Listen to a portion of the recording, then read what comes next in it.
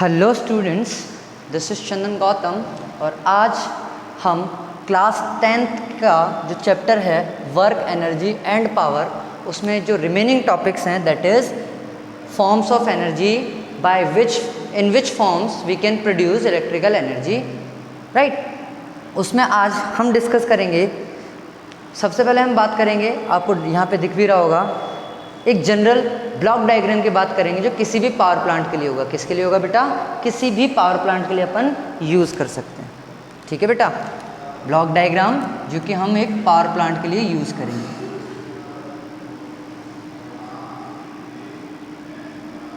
ठीक है बेटा, जो हम पावर प्लांट के लिए यूज़ करेंगे। ठीक है, देखो कोई भी पावर प्लांट अगर हमें यूज़ करना है, पहली चीज़ तो कि पावर प्लांट होता क्या है सर।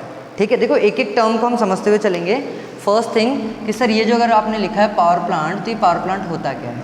ठीक है, पावर प्लांट वो जगह है जहाँ पे हम क्या करते हैं, डिफरेंट मेथड से एनर्जी प्रोड्यूस करते हैं। क्या करते हैं हम? एनर्जी को प्रोड्यूस करते हैं। मतलब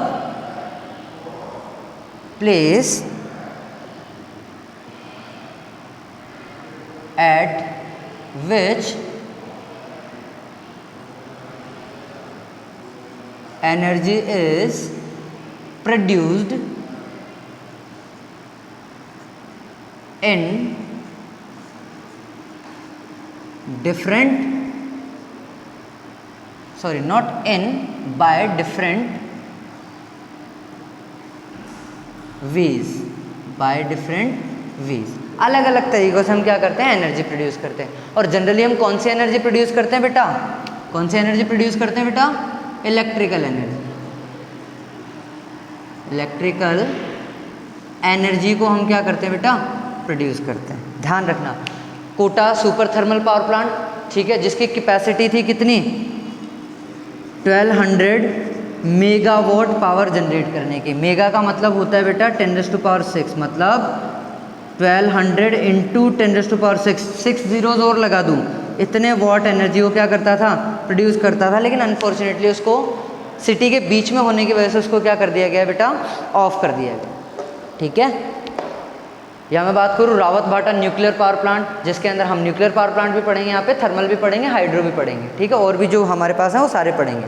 ठीक है, तो न्यूक्लियर के बारे में बात करेंगे तो रावत भाटा में जो न्यूक्लियर पावर प्लांट है उसमें न्यूक्लियर फ्यूल के थ्रू हम क्या करते हैं? इलेक्ट्रिकल एनर्जी प्रोड्यूस करते हैं। ठीक है, तो वो अपना एक डिफरेंट मेथड है। यहाँ पे कोल से करते हैं थर्मल के अंदर, वहाँ पे हम करते हैं न्यूक्लियर फ्यूल से करते हैं, जैसे यूरेनियम की बात करते हैं हम। ठीक है, उसके बाद में हम बात करते हैं किसके बारे में बेटा? विंड मिल्स होती है या टाइडल पावर प्लांट होते हैं, उसमें टाइड्स की जो एनर्जी है उसको यूज़ करते हैं। हम क्या करते हैं? फाइनली हमें प्रोड्यूस क्या करनी होती है वहाँ पे? इलेक्ट्रिकल एनर्जी प्रोड्यूस करनी होती है। ठीक है बेटा, तो अब देखो सीधा सा हम आज सबसे पहले बात करेंगे, ब्लॉक डायग्राम को समझेंगे कि कोई भी पावर प्लांट हो जनरली उसको हम किस तरीके से एक ब्लॉक डायग्राम की फॉर्म में रिप्रेजेंट कर सकते हैं। इतना बड़ा पावर प्लांट होता है उसे हम सिर्फ एक ब्लॉक डायग्राम की हेल्प से क्या करेंगे? समझेंगे। ठीक है बेटा, अब देखो ब्लॉक डायग्राम का मतलब सिंपली है हमें ब्लॉक्स बनाने और उसके अंदर लिखने हैं जो उसके मेजर पार्ट्स हैं। तो देखो कोई भी पावर प्लांट होगा उसमें सबसे पहले मुझे क्या करना पड़ेगा? इनपुट देना पड़ेगा। क्या करना पड़ेगा बेटा? इनपुट, मतलब उसे इनिशिएट करना पड़ेगा ऑपरेट करवाने के लिए। तो यहाँ पे ये क्या है हमारे पास में बेटा? एज अ इनपुट होगा। क्या होगा बेटा? एज अ इनपुट, या पूरा लिख देते हैं हम इसको, इनपुट देना पड़ेगा। अगर मैं थर्मल पावर प्लांट की बात करूँ तो वहाँ पे हम प्लांट को ऑपरेट करवाते हैं किसके थ्रू? थर्मल, मतलब देखो थर्मल का मतलब क्या होता है? थर्मल का मतलब होता है एप्लीकेशन ऑफ हीट। ठीक है, तो हीट देंगे किसके थ्रू? कोल के थ्रू। किसके थ्रू देंगे बेटा? कोल के थ्रू। मतलब कोल को हम बर्न करेंगे, उसका कंबशन होगा, हीट प्रोड्यूस होगी और वहाँ पे एक बहुत बड़ा चैम्बर बना हुआ होता है जिसे हम बोलते हैं बॉयलर। क्या बोलते हैं बेटा? उसे हम बोलते हैं बॉयलर। बॉयलर में क्या होगा बेटा? वाटर हीटअप होता है और स्टीम की फॉर्म में कन्वर्ट होता है। ठीक है, तो देखो यहाँ पे हमने क्या किया? Energy by combustion of coal के थ्रू हमने क्या किया? उसको एनर्जी प्रोड्यूस करी, हीट एनर्जी प्रोड्यूस करी और उसको किसको प्रोवाइड करवाई बेटा? हमने वाटर को। और वाटर किस में था हमारे पास?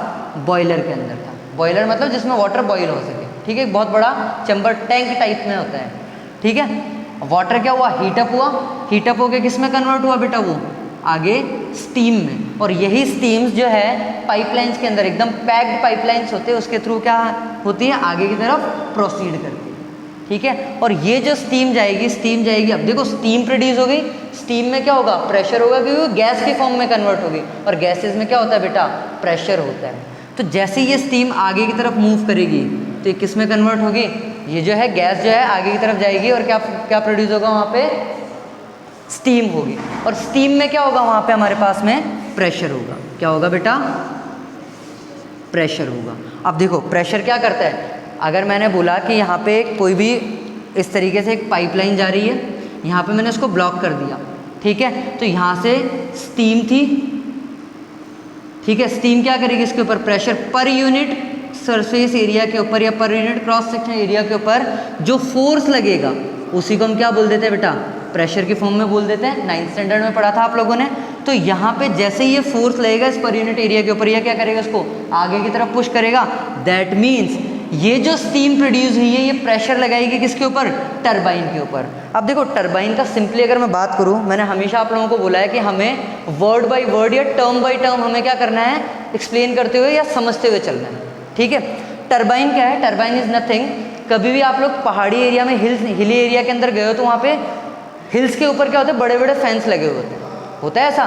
तो वहाँ पे उन हिल्स के ऊपर जो फैन लगे होते हैं, तो टरबाइन भी एक तरीके से फैन ही है जिसपे बहुत बड़ी क्या होती है, ब्लेड्स लगी हुई होती है, कुछ इस तरीके से। ये हमारे पास एक क्या होगा, इस तरीके से एक शाफ्ट होगी, और यहाँ पे क्या होगा, इस तरीके से फैंस लगे हुए होंगे, उसकी ये ब्लेड्स होंगी जो क्या करेंगे बेटा, रोटेट करते हुए चलेंगी, रोटेट करेंगे स्टीम के प्रेशर की वजह से, रोटेट करती जाएंगी। अब देखो उस रोटेशन की वजह से क्या होगा, इस टरबाइन की शाफ्ट पे हम क्या कनेक्ट कर देते हैं बेटा, एक जनरेटर कनेक्ट कर देते हैं। क्या कनेक्ट कर देते हैं, एक जनरेटर। तो टरबाइन की शाफ्ट जो होगी, इधर से जो शाफ्ट निकली होगी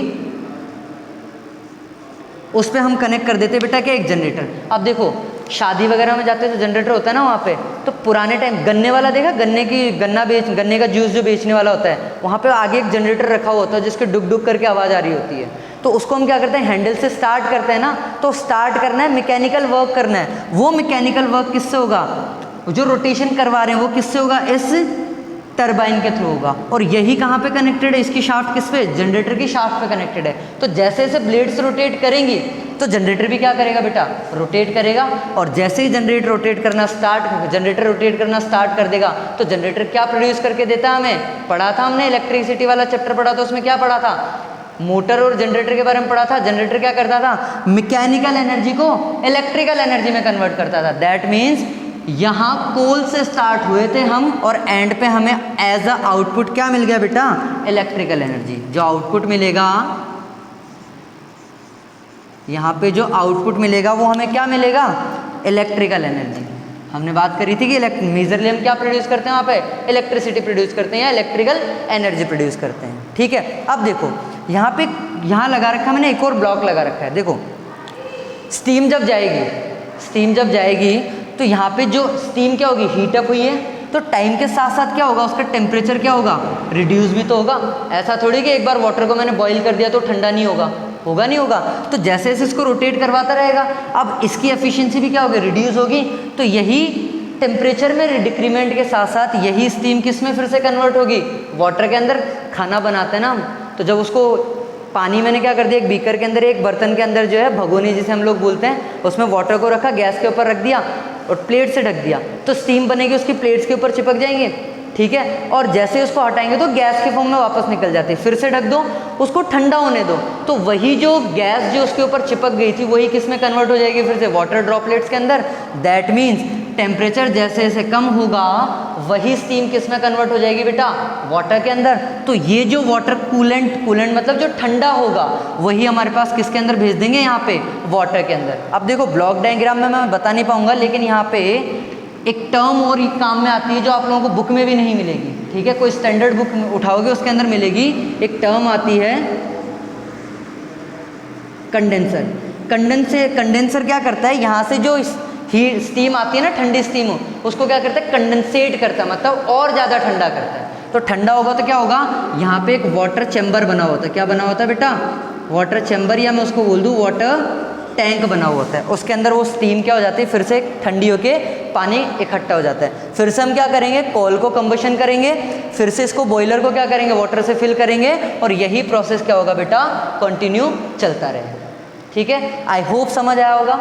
आई रिपीट, कंबशन ऑफ कोल होगा, उससे बॉयलर के अंदर वाटर क्या होगा, हीटअप होगा, स्टीम में कन्वर्ट होगा। स्टीम क्या करेगी, प्रेशर लगाएगी टरबाइन की ब्लेड्स के ऊपर, और टरबाइन से क्या कनेक्टेड है, जनरेटर कनेक्टेड है। जनरेटर रोटेट होगा तो हमें आउटपुट में क्या मिलेगी बेटा, इलेक्ट्रिकल एनर्जी मिलेगी। This is all about the block diagram of a power plant, और we can say thermal power plant. ठीक है, थर्मल का मतलब ये देखो, हमेशा टर्म के नाम से समझा करो। थर्मल का मतलब क्या है, टेम्परेचर। ठीक है, और थर्मल का मतलब क्या हुआ, टेम्परेचर से रिलेट कर रहा है ना वो, मतलब एप्लीकेशन ऑफ टेम्परेचर की हम बात करते हैं। ठीक है, और वही किस में कन्वर्ट करके, गैस में कन्वर्ट करके। ठीक है, आगे जब आप लोग 11th में आएंगे तो वहाँ पे आप लोगों को पढ़नी पड़ेगी थर्मोडायनेमिक्स। थर्मोडायनेमिक्स का मतलब ही यही है, application of temperature and gases, कि हम टेम्परेचर देके गैसेस से कैसे वर्क डन करवा सकते हैं। ठीक है बेटा, बाकी अगली क्लास में हम थर्मल पावर प्लांट के बारे में एकदम सिस्टमेटिक डायग्राम देखेंगे और उसकी वर्किंग पढ़ेंगे। ठीक है, और फिर न्यूक्लियर पावर प्लांट और बाकी जो जितने भी हमारे पास पावर प्लांट्स हैं, we will study about that. तब तक के लिए थैंक यू बेटा, पढ़ते रहिए और घर पे सेफ रहिए।